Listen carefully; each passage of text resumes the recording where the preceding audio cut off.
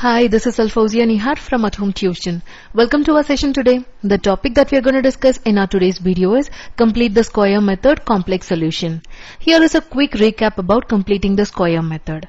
Completing the square is a method of changing the way that a quadratic is expressed. There are actually two reasons we might want to do this, and they are to help us solve the quadratic equation.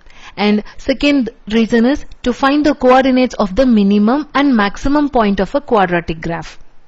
So this is how you complete the square. Just half the coefficient of x to find the number that goes inside the bracket. Okay. And then we subtract the square of it from the constant term in your quadratic to work out what goes on the end. To know the basics of completing the square method, please have a glance over our previous video, Complete the Square Method. Now, let us see some examples which will get complex solutions. Here is a quadratic equation, x square plus 6x plus 11 equal to 0. Even in case if your equation is not of this form, you have to bring it to the standard form. Okay, now let's write the quadratic in the correct form. It must be in descending order and equal to 0. So this is the correct form. We are going to add some number and subtract the same number. So there will be no change in the equation setup. It will be in the same balanced form.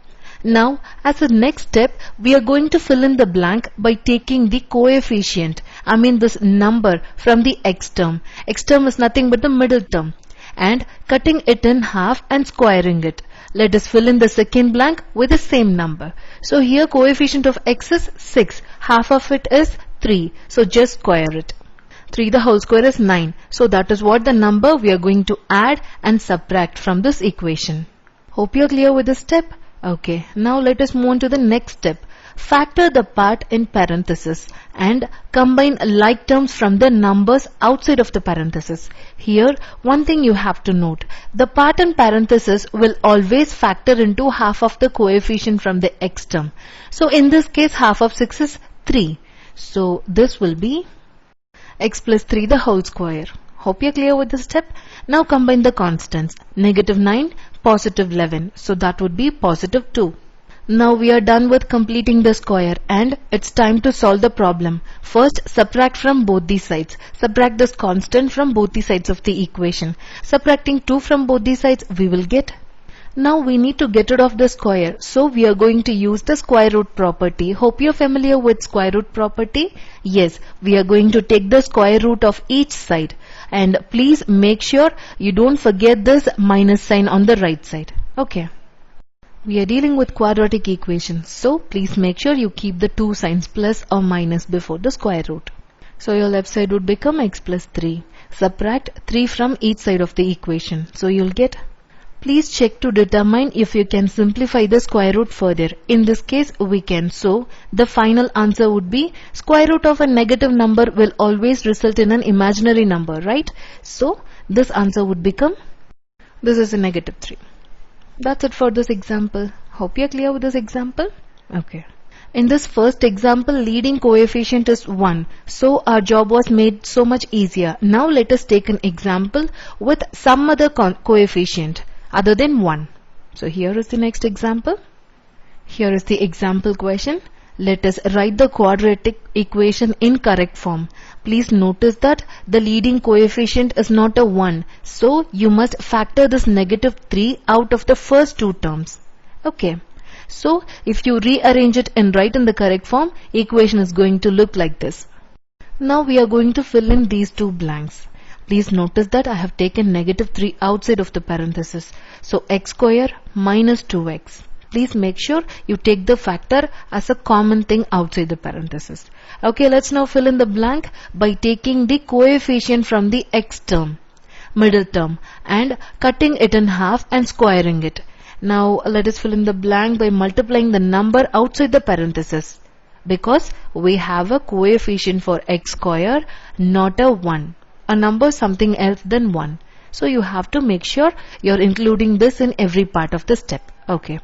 So half of the middle term would be negative 2 divided by 2 would be negative 1, and square of it would be 1, and multiplying it with negative 3 will give you negative 3. Am I right? So put that 1 here. We have a common coefficient here. So you need not mention the 3 there. Now let's write the number -3 in this blank. Hope you understand the difference between previous example and this one in the step. In our previous example, we just had 1 as a coefficient. So we just added and subtracted the same number. But here we have a coefficient for x square other than 1. So we are just going to write the half the middle term and squared here and multiply the same number with -3 and going to fill in the second blank.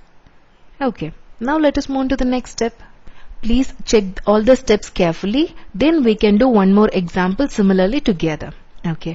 Our next step is to factor the part in parenthesis and combine the like terms for the numbers outside of the parenthesis. Okay. As I told you in the previous problem, the part in parenthesis will always factor into half of the coefficient from the x term. So in this case, half of -2 is -1. So this can be written as x minus 1 the whole square. Let us also combine these two numbers. Negative times negative would be +3. +3 -14 would be -11. We have completed the square and it's time to solve for the problem. Let's shift this loose number to the right side of the equation by adding 11 on both the sides of the equation.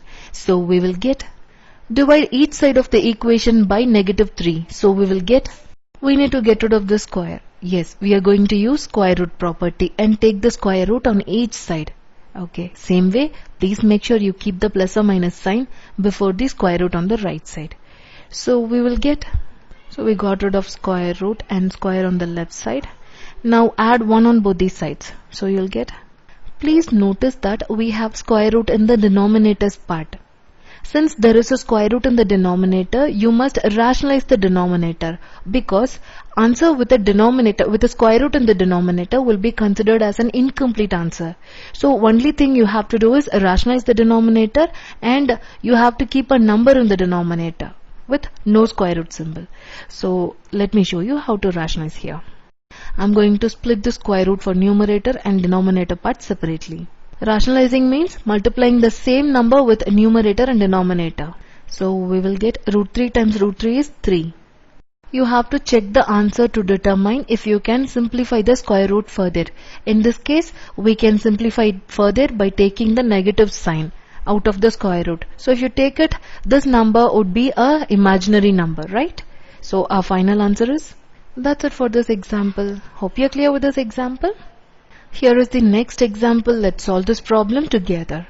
As usual, I'm going to write the quadratic in the correct form.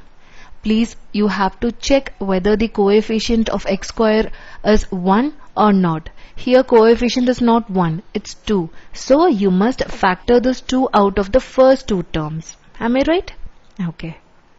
We have written the equation in correct form. Now let us fill in the first blank by taking the coefficient from the x term, I mean the middle term, cutting it in half and squaring it. So let's fill in the blank by multiplying the number outside the parenthesis here. So number in the first blank would be half of 4 is 2. Multiplying 2 with 2 will give you 4. So 2 times. So let's fill in the second blank too. Here we have 4 with this coefficient. So second blank would be obviously 8. We have to rewrite this as x plus some number whole square. So what would be that? Yes, the part in the parenthesis will always factor into half of the coefficient from x term. So half of this is 2. So this entire expression can be written as x plus 2 the whole square. Yes. And what would be this if you combine? Yes. Hope you can do the completing the square part. Shift this number, divide the entire equation throughout by 2 and get rid of the square root. And you can tell me the answer that you're getting for this example. Yeah, you can post your answer in comment section. Please don't forget to check to determine if you can simplify the square root further. So do rationalizing step wherever necessary. Getting a complex solution problem is very similar to the real number solution problem. All the steps are same. You have to check whether the coefficient is 1 or not. You have to proceed according to the number given. Same thing, you have to take the middle number, half it, square it and add and subtract the same number. Okay, So if the number, the coefficient of x square is larger than 1, you have to check in this step. Okay, other steps are same. Whenever you get a negative number under the square root, your answer is going to be complex one. That's it. In case if you get any query regarding this topic, kindly let me know. So you can post your answer for this problem in comment section. See you in the next video.